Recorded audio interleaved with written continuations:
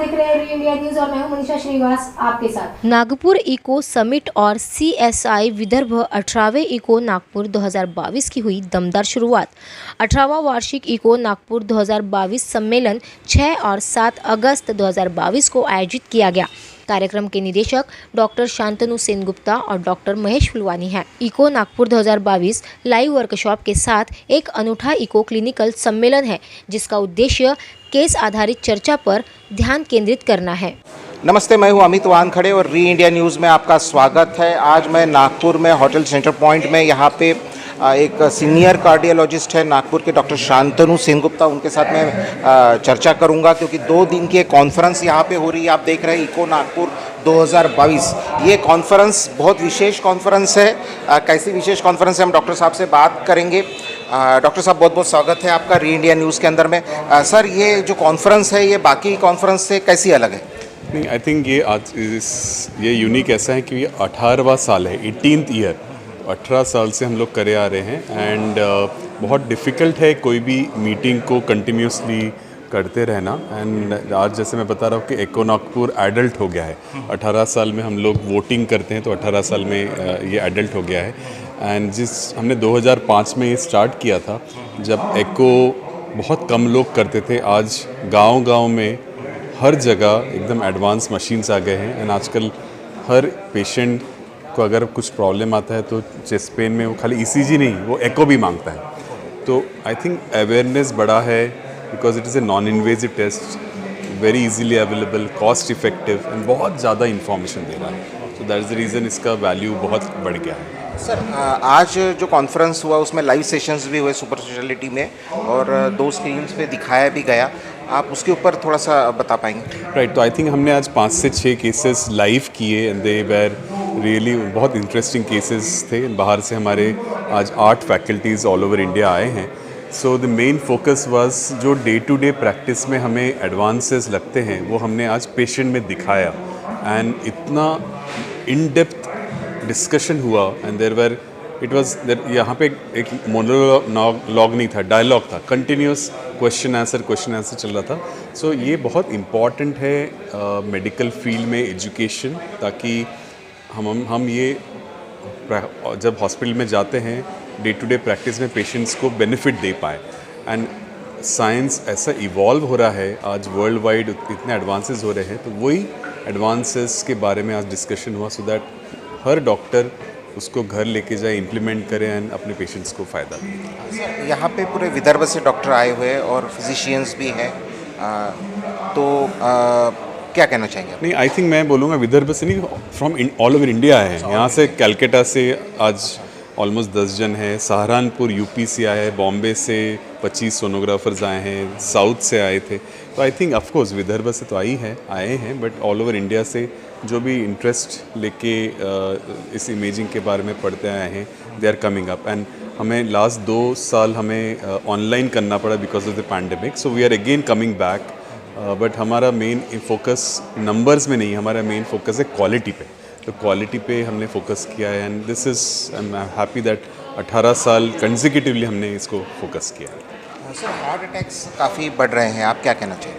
Right, heart attacks young age में Indians में होता है एंड ये प्रॉब्लम है एंड कोविड के बाद तो और बढ़ा गया। तो heart attacks is a problem, but मैं चाहूँगा कि और एक एंटिटी को हमने आइडेंटिफाई करना चाहिए जो कि साउथ ईस्ट एशियन इंडियंस में, वो that is heart failure.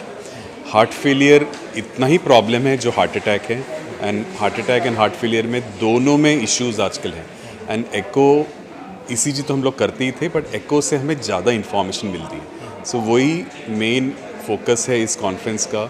Heart failure जो 3 मेजर प्रकार में होते हैं, मेल्स में ज़्यादा होता है, फीमेल्स में होता है ज़्यादा, यंग एज में होता है, ओल्ड में क्या डिफरेंसेस है, किस पेशेंट को कैसा मैनेज करना चाहिए। अगर हम ये एंटिटी को पहले ही पिकअप करें, हम इसको प्रिवेंट कर सकते हैं कि नहीं। ओबेस इंडिविजुअल को देखना चाहिए कि डायबिटिक में देखना चाहिए, ये सब हम लॉट डिस्कस कर रहे हैं पूरा। सर, जैसे यहाँ पे ये 2 दिन का पूरा प्रोग्राम है आपका, तो जिसमें critical care imaging, all about valves, myocardium and other organs वगैरह, इस बारे में आप थोड़ा सा दर्शकों को एक मेन स्पेशल हम एंटिटी आज जो मैं बता रहे थे myocardium other organs is cancer chemotherapy. तो आजकल आपको मालूम है नागपुर में बहुत कैंसर एडवांसेस हो गए हैं, बहुत से अच्छे अच्छे इंस्टीट्यूट आ गए हैं, but role of echo is now come up. हर पेशेंट जो कैंसर की दवाई ले रहा है, हर दवाई के पहले उसने एको करना ज़रूरी है, बिकॉज़ ये जो कैंसर की दवाइयाँ हैं ये बहुत हार्ट को टॉक्सिक करती है। तो हम लोग अगर एको करके हम आइडेंटिफाई कर सकते हैं, तो आजकल दवाइयाँ आ गए हैं, हम लोग दे सकते हैं ताकि लॉन्ग टर्म में जाके उनको हार्ट का प्रॉब्लम ना आए। तो एक नया ब्रांच है जिसको बोलते हैं कार्डियो ऑन्कोलॉजी, ये डेवलप हो गया है। So it is the focus also.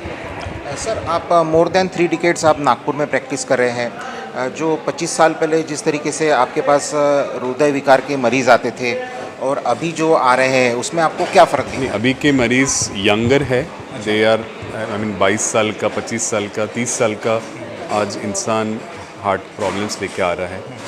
And 30-35 साल कोई उम्र नहीं है हार्ट का इशू होने के लिए। So I think stress, lot of pressure, work pressure के कारण, लैक ऑफ स्लीप से ये प्रॉब्लम्स आ रहे हैं। सो हमारा वही फोकस है कि हम डॉक्टर्स को एजुकेट करें, क्योंकि मैं तो गढ़चिरौली नहीं जा पाऊँगा, और वहाँ के अगर डॉक्टर को मैंने बता दिया कि आप ये कीजिए, तो at least that will be helpful for the वहाँ के मासेस को हेल्प हो सके। So echo is one of the tool जिसमें ये हम कर सकते हैं।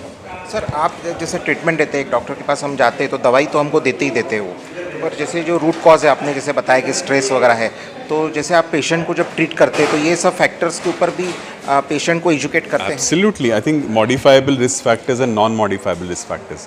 तो जैसे नॉन मॉडिफाइबल रिस्क फैक्टर्स में एज है, family history, and modifiable risk factors में स्मोकिंग, एक्सरसाइज, टोबैको, ये सब चीज़ हमें बताना बहुत ज़रूरी है, बिकॉज खाली दवाई खाना इज़ ओनली 40% थिंग। बट अगर आप दवाई के साथ अगर तंबाकू बंद नहीं करोगे, अगर आप स्मोकिंग बंद नहीं करोगे, एक्सरसाइज नहीं करोगे, तो दवाई भी काम नहीं करती। तो ये एजुकेट करना बहुत ज़रूरी है। येस, यू आर राइट, ये करना हम लोग करते हैं। ये जो अभी आखिरी 5 साल जो है और पोस्ट कोविड भी आप देख सकते हैं, आपका क्या एक्सपीरियंस है? हार्ट का प्रॉब्लम बढ़ गया है, स्ट्रोक का प्रॉब्लम बढ़ गया, बिकॉज एक कंडीशन होती है जिसको बोलते हैं थ्रोम्बोसिस, ब्लड वेसल ब्लॉकेजेस बढ़ जाते हैं। सो ये प्रॉब्लम आ रहा है लॉन्ग कोविड के। होना चाहिए पेशेंट ने, इंसान ने स्मोकिंग, टोबैको बंद कर देना चाहिए। But I think as a doctor ये and we are just trying to impart this knowledge to everyone that आप आइडेंटिफाई कीजिए, इसको आइडेंटिफाई करके प्रिवेंट कीजिए। And one of the modality है, अगर चेस्ट पेन हुआ, खाली ईसीजी में मत रुकिए, इको भी कीजिए, बिकॉज वो पिकअप कर सकेगा lot of things. ECG normal रहेगा पर एको में कुछ मिल जाएगा। सर, नागपुर में आपका क्लिनिक कहाँ पे? सो मेरा हॉस्पिटल है रविनगर स्क्वायर पे, सेनगुप्ता हॉस्पिटल। मैं वहाँ I am the director, and it is a 50 bedded super specialty hospital. ICCU क्या फैसिलिटी? आईसीसीयू है, कैथ लैब है, इंटेंसिव केयर है, multi specialty. We do lot of high risk cases and we have everything. तो मैं आपको धन्यवाद कहूँगा कि आपने इतना समय निकाला, और ये मैं अपने प्रेक्षकों को बताना चाहूँगा, ये लास्ट इंटरव्यू नहीं है, फर्स्ट इंटरव्यू।